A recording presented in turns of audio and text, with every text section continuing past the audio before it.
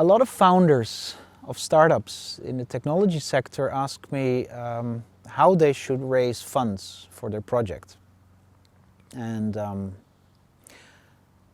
sitting here as an ex-founder, or actually a current founder, I've been in your shoes, and here's a handful of tips and tricks that I want you to consider when you start fundraising.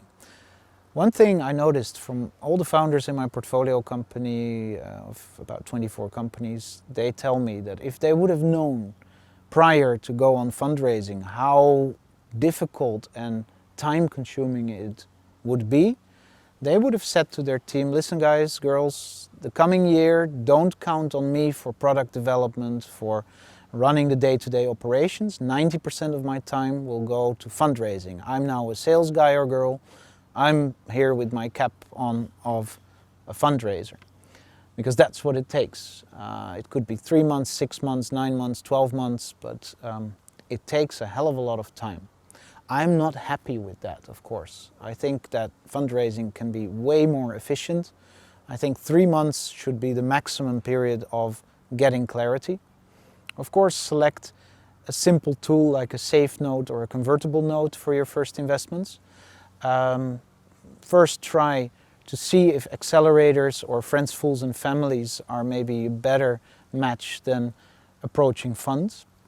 Really do a bit of homework before you start approaching a fund, because there's so many funds that clearly stated on their website that they do Series A, whereas you are maybe looking for a pre-seed or seed stage or late seed investments. So check that their check size is compatible with what you need. If you approach a fund that starts at $5 million investments and you're looking for $500,000, then you have been writing a long email to them, you have been wasting the time of an analyst on their site, and there was a mismatch. So make sure that there is a good potential match, and just like when you're approaching an employer for a job, you should always also check that the competences you have match what they are looking for. I always learned that if you write a motivational letter, that there should be at least about 5 points where you say, I would love to work at your company because I like how your approach is on that, I like the topic,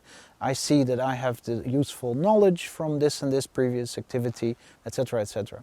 The same with the fund. If it's a growth hack fund and you as a founder lack sufficient knowledge in digital marketing, then there is a good match. And this fund, I'm now giving Acrobator Ventures as an example, sees the mutual benefit. If it's a hardware fund and you are approaching it with a software proposition, then there is no match. So pick your battles wisely. Mentally be prepared that it could take up to 200 funds on average to be approached to get one term sheet. This is of course a nightmare scenario, but I've heard this stat in the sector. And when you approach, think of a few elements.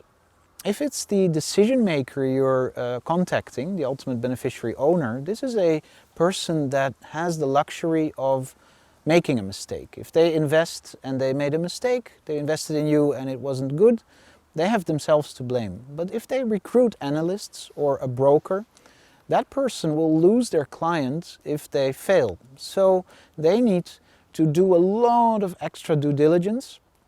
And angel investors can make this impulse decision. They had a great lunch with you, they trust you, they're on board with a way smaller check than a fund does. So if you are approaching the decision maker, it could very well be that he delegates or she your business plan to an analyst, and it should tick all the boxes of what is there. I will not now waste your time on going through what the ideal pitch deck is. I'm very happy to do some sort of pitch deck clinic in which I go through particular pitch decks and show you what is missing or what could be better.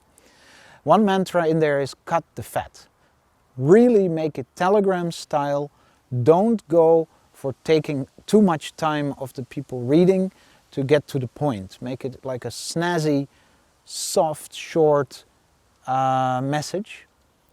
Get out there the problem you're solving, the traction you currently have. If you feel comfortable, already mention what you're looking for, and make sure that it's almost like a a layered approach or like a 2 or 3 stage rocket, in the sense that you need to catch the attention in the elevator pitch of like 30 seconds. This is what I'm doing. I'm going to be a unicorn because I disrupt this and this sector. These are my goals and this is what I need. If the person then already feels that there is a little spark of interest, already make sure you integrate a good PDF or link to your presentation that has all the details, so that they cannot have to go back to you like, okay, I'm interested, why don't you send me your deck? And then a bit later on, after a week, you hope that that person has time to read your deck. No, make sure that it's one concise nugget of information, but make it kind of layered in the sense that you first trigger the attention, have the right pickup line, intrigue them originally, and then bring out the rest of the information. It doesn't mean you need to bring all your profit loss statements and your confidential information, but the pitch deck itself should already cover 90% of the story. I've seen so many wrong approaches where people were spamming in the sense that they call me Mike when my name is Bas, that they are not taking time to check whether there's a match or not, that there's a lot of mistakes in the language, that there is autocomplete errors that show that somebody didn't really pay attention to what they're sending. I don't want to be a pedantic perfectionist, but it also shows a bit of how a person is running their business. If they send you errors, incorrect links, whatever, that shows that there's maybe a bit too much creativity and a bit too little operations in the whole thing. So make sure there's a match, make sure the information you bring is compelling and enticing. Make sure you bring it in a very neat and crisp way, not mistaking, not targeting in the wrong way. And then there's a very good chance of asking for some quality time in a conversation. If you do not get a response, that doesn't mean that the person is not interested, especially with decision makers. They are overloaded. You are one of the 1,000 people asking for their attention and one of the 10,000 people wanting their cash. So make sure that you kind of in a very gentle and calm way keep repeating, because sometimes you just catch them at the right spot. They're at an airport, they have 10-15 minutes, they're checking your deck and they write you back. I've had people writing through Telegram, WhatsApp, Facebook chat, email, LinkedIn, and probably even, and Instagram.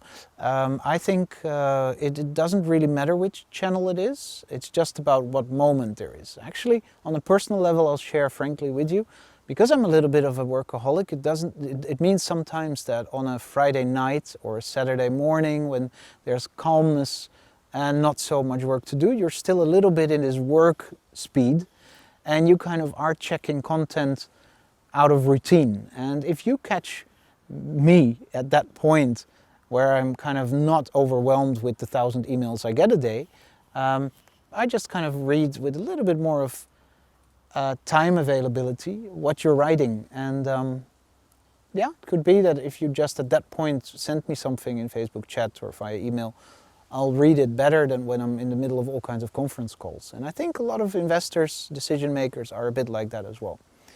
Okay, that was my 5 minutes of tips and tricks for how to fundraise. I hope you have some benefit from this. We're Acrobator Ventures, a pre-seed and seed stage tech VC. We are focusing on Russian-speaking founders and founders from the Benelux. Our check is up to $500,000 initially, maybe 750,000 in exception as a maximum check. We started about 100,000. Your traction should preferably be already around 30,000 a month. If you're not there but you're doubling pretty much every second month, then you're getting there soon. Feel free to reach out. Now and then I do private angel investors with a small ticket up to 25,000, with the idea that maybe when you grow as a business, the fund can come in. So that's what sectors we don't do. We don't do IoT, we don't do biotech, we don't do cryptocurrency, and we don't do all kinds of gambling and naughty sites. But the rest, whenever we see we can add value with our knowledge of me and my 15 people growth hack team to help you grow, then we're very happy to be in business together. See you soon.